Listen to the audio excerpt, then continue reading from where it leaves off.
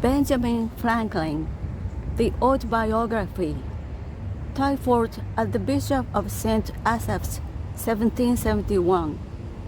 Dear son, I have ever had pleasure in obtaining any little anecdotes of my ancestors. You may remember the inquiries I made among the remains of my relations when you were with me in England, and the journey I undertook for that purpose.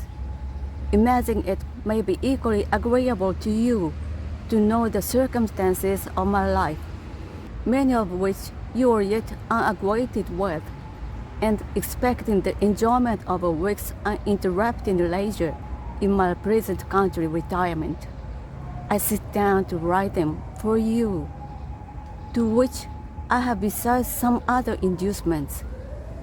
Having emerged from the poverty and obscurity in which I was born and bred, to a state of affluence and some degree of reputation in the world, having gone so far through life with a considerable share of facility, the conducing means I made use of, which, with the blessing of God, so well succeeded. My posterity may like to know, as they may find some of them suitable to their own situations, and therefore fit to the imitated.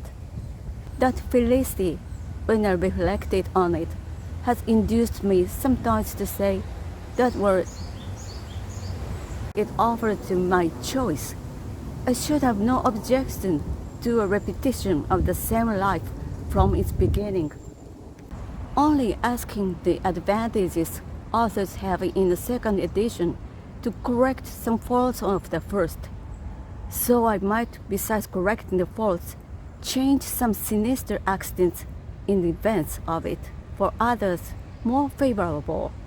But though this were denied, I should still accept the offer.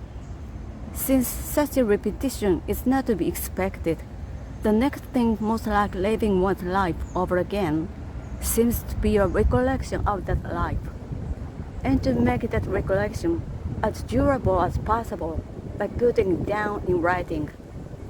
Hereby too, I shall indulge the inclination so natural in old men to be talking of themselves and their own past actions, and I shall indulge it without being tiresome to others, who, through respect to age, might conceive themselves obliged to give me a hearing, since this may be read or not as anyone pleases. And lastly, I may as well confess it, since my denial of it will be believed by nobody, perhaps I shall good deep gratify my own vanity. Indeed, I scarce ever heard or saw the introductory words, without vanity I may say, etc. But some vain thing immediately followed.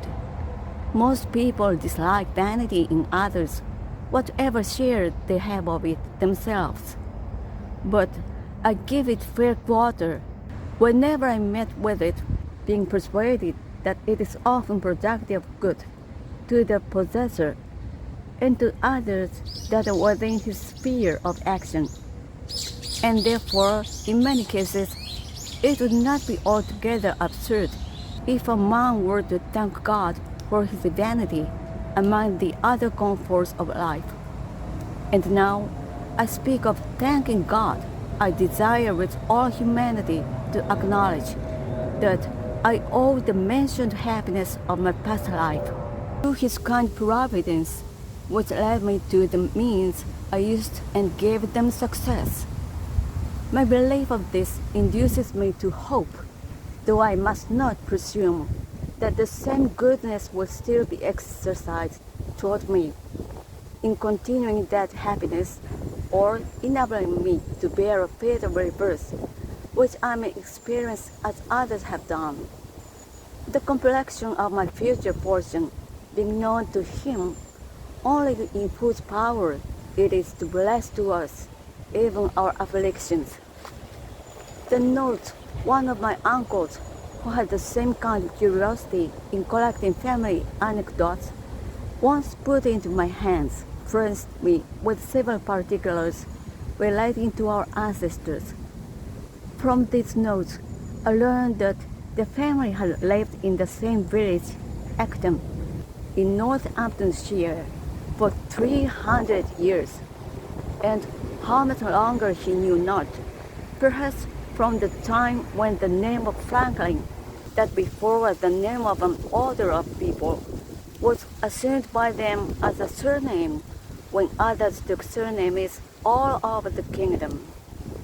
On a freehold of about 30 acres, aided by the Smith's business, which had continued in the family till his time, the eldest son being always bred to that business, a custom which he and my father followed, as do their eldest sons, that before was the name of an order of people, was assumed by them as a surname, when others took surnames all over the kingdom.